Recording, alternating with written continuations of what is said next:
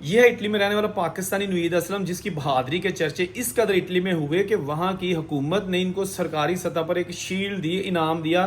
آخر نوید اسلم کون ہے اور اس نے کیا کیا تھا؟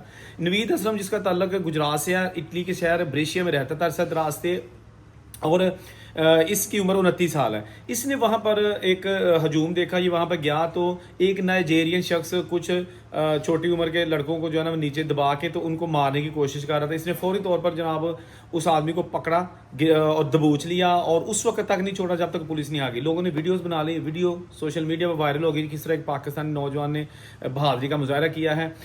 یہ خبر اٹلی میں جنگل میں آگ کی طرح پھیل گئی۔ اس کے بعد پھر وہاں پر پولیس آئی اور انہوں نے جناب اس حملہ ور کو پکڑا۔ تو وہاں پر جو اٹلی کے شہر بریشیا کی میئر ہے، انہوں نے اپنے آفس میں بلایا، ان کو شیلڈ دی، کیونکہ ان کا کہنا تھا کہ ایسے بہادر لوگوں کی اٹلی کو ضرورت ہے جو دوسروں کے کام آ سکے جب بھی ان کو ضرورت پڑے۔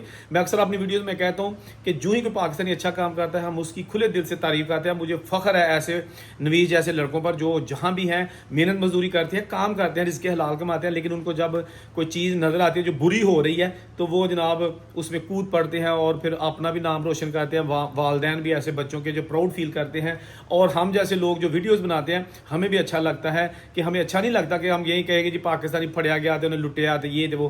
ہمیں اچھا لگتا ہے کہ ہم اگر بتائیں کہ جی یہ دیکھیں پاکستانی نے یہ فخر سے یہ اچھا کام کیا ہے۔ لیکن مجھے پتا ہے کہ جو چسکے والی خبریں ہوتی ہیں نا، جس میں پاکستانی کو قصور میں بتاؤں، جیل دکھاؤں، تو وہ لوگ بڑے دیکھتے ہیں، شیئر بھی کرتے ہیں، لائک بھی دیتے ہیں، اس کے ویوز بڑے آتے ہیں۔ لیکن اس طرح کی خبروں کو نہ کو لائک کرتا ہے نہ شیئر کرتا ہے، بس دیکھتے ہیں اور اللہ اللہ خیر صلی اللہ۔ آپ دیکھیں، خود ہی دیکھ لیجیے کہ اتنی اچھی خبر ہے، لیکن اس کے ویو دیکھ لیں آپ کتنے ہیں، اور اس کی لائک آپ دیکھ لیں کہ وہ کتنے ہیں، تھوڑے سے۔